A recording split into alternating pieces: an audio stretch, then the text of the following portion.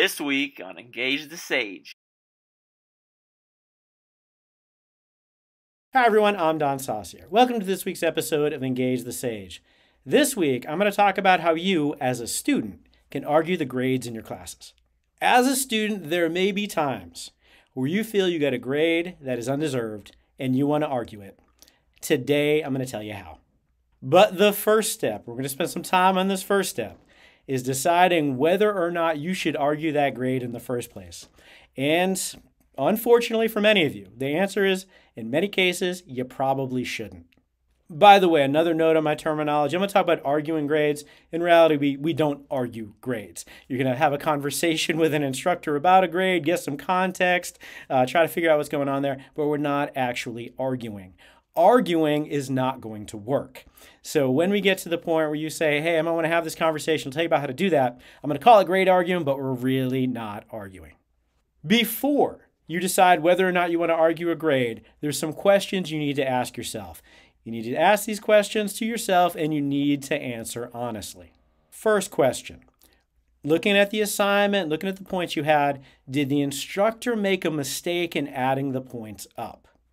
If they did, you might be in a position to argue that grade.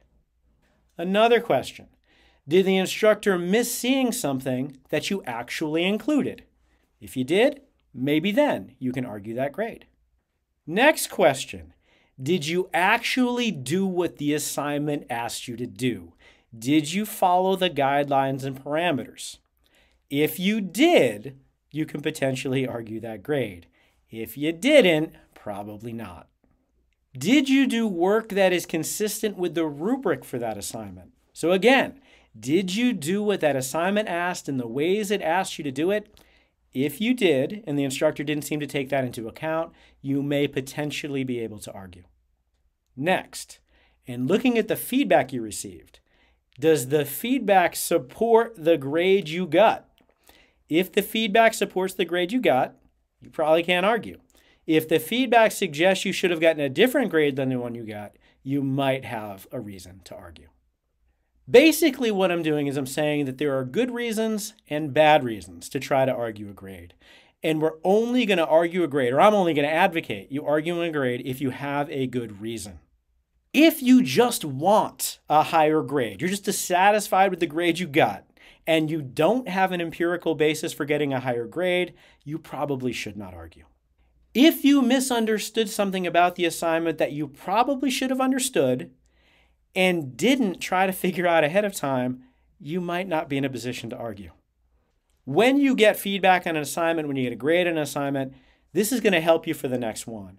So even if we're not arguing, there might be some need to kind of find some clarification to let the instructor know, hey, I want to do well in your class.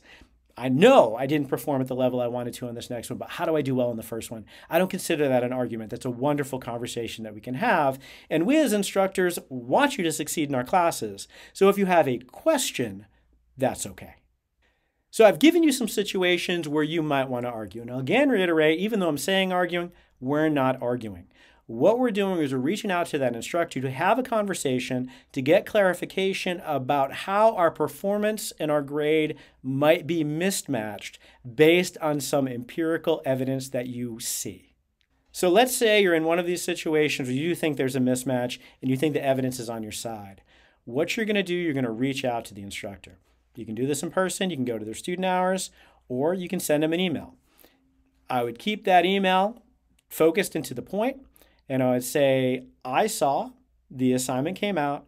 I saw that I received this many points. I think I'm a little bit confused about what happened. I think I did these things that I was supposed to do. And I was wondering if we could talk about that. You're not saying the instructor made a mistake. You are not saying you deserve more points. You're saying you see a point of confusion and you would like to talk. You're going to use I statements in that message, and you're going to be completely respectful.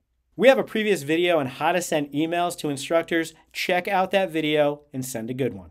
It's going to be respectful, it's going to use good email etiquette, and it is not going to be accusatory of that instructor. It is definitely not going to make a demand, and it is not going to set a threat or an ultimatum. You're going to ask for a respectful conversation to get clarification. When you go in to meet with the instructor, You want to have your evidence.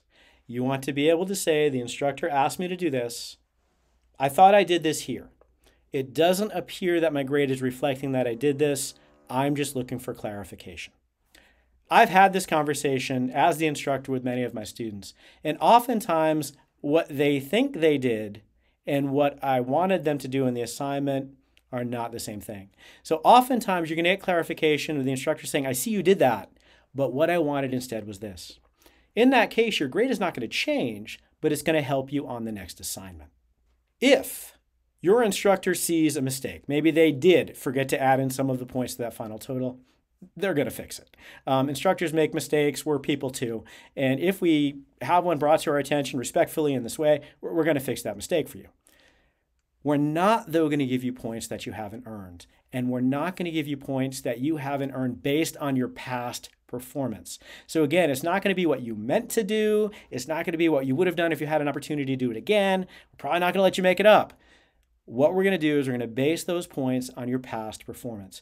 And the reason we're doing that is not to be, mean or unempathetic. We're doing it to be fair to all the students in our class.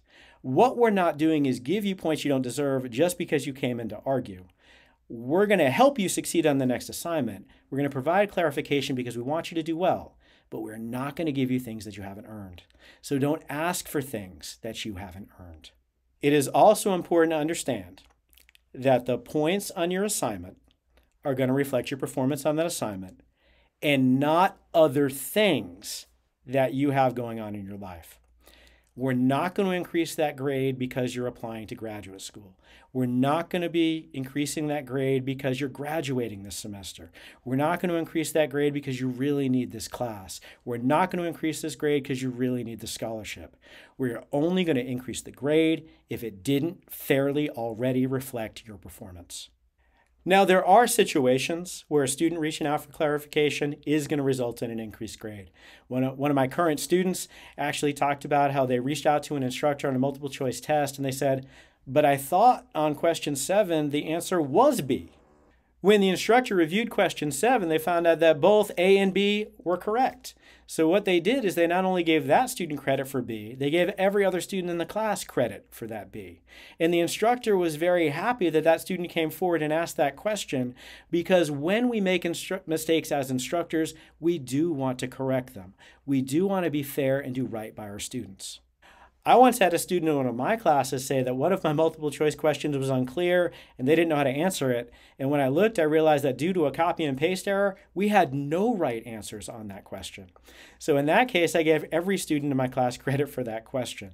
So when a mistake is brought to our attention, either in the creation of an assignment, the grading of assignment, the point totals created for an assignment, if that is brought to our attention, we appreciate that. What we don't appreciate is people asking for things that they don't deserve. We don't appreciate people asking for greater grades because they want greater grades, but not because they've earned the greater grade. If you approach these conversations in the right way, you can impress upon your instructor that you care about your performance, not only in this assignment, but on your future assignments. If you approach this in the wrong way, you're going to basically support all those stereotypes of students as grade grubbers, which is a prevalent stereotype that sometimes people will think that students want grades they don't deserve. Don't confirm that.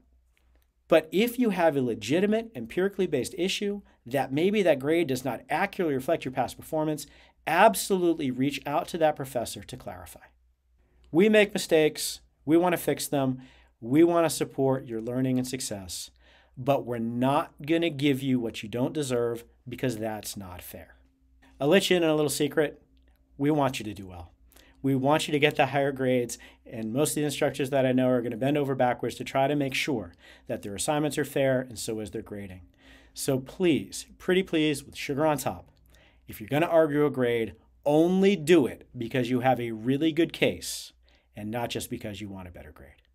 In the comments below, I would love to hear any questions you have about arguing grades or in reality asking for clarification about your grades or sharing any experiences you have either arguing grades or having the arguments about grades with your students. Thank you for watching this episode of Engage the Sage. Please like, subscribe, sign up for notifications, share us on social media, and we'll see you next time on Engage the Sage.